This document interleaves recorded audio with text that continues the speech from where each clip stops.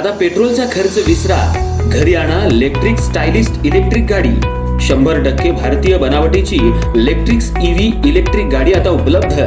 5 वर्षांची वॉरंटी, आकर्षक कलर्स आणि स्पोर्ट्स डिझाइन। एकदा चार्ज करा आणि 100 ते 140 किलोमीटर पर्यंत रेंज। अत्याधुनिक सर्व्हिस सुविधा, लोन सुविधा सुद्धा उपलब्ध। आजच भेट द्या साई मोटर्स, किसान चौक, इचलकरंजी। संपर्क 93 73 27 57 52 किंवा 0230 299 77 66। नो पेट्रोल नो टेन्शन, इलेक्ट्रिकचा स्मार्ट पर्याय।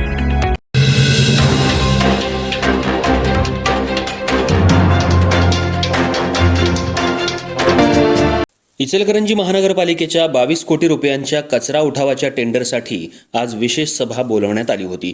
महापौर उदय धातुंडे आणि आयुक्त पल्लवी पाटील यांच्या उपस्थितीत झालेल्या या सभेत टेंडरला एकमतानं मंजुरी देण्यात आली। मात्र सभेला हळवणकर गटाचे नगरसेवक, शिवसेना शिंदे गट आणि शिवशाहू विकास आघाडीचे नगरसेवक अनुपस्थित राहिल्यानं पुन्हा एकदा आवाडे हळवणकर गटातील राजकीय संघर्ष उघडपणे समोर आला। विशेष म्हणजे ही सभा अवघ्या 2 मिनिटात संपल्यानं दिवसभर त्याची चर्चा रंगली। इचलकरंजी महानगरपालिकेच्या 22 कोटी रुपयांच्या नवीन कचरा उठाव टेंडरला मंजुरी देण्यासाठी आज विशेष सभा आयोजित करण्यात आली होती। महापौर उदय धातुंडे यांच्या अध्यक्षतेखाली आणि आयुक्त पल्लवी पाटील यांच्या उपस्थितीत झालेल्या या सभेत टेंडरला उपस्थित सदस्यांनी एकमतानं मंजुरी दिली। सभेला भाजपच्या आवाडे गटातील नगरसेवक उपस्थित होते।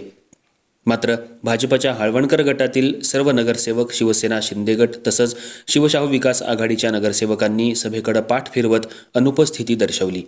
उपमहापौर अनिल डाळ्या यांनीही या सभेला दांडी मारल्यानं राजकीय चर्चांना अधिक उधाण आलं। गेल्या काही दिवसांपासून 22 कोटी रुपयांच्या कचरा उठाव टेंडरवरून आमदार डॉक्टर राहुल आवाडे आणि माजी आमदार सुरेश हळवणकर गटामध्ये मतभेद उफाळून आले होते। आजच्या सभेतील अनुपस्थितीमुळे हे मतभेद पुन्हा एकदा उघड झाल्याचं स्पष्ट दिसून आलं।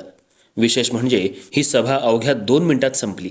इचलकरंजी नगरपालिकेच्या तसंच महानगरपालिकेच्या इतिहासात इतक्या कमी वेळात विशेष सभा संपल्याची ही बहुधा पहिलीच घटना असल्याची चर्चा दिवसभर महानगरपालिका परिसरात सुरू होती।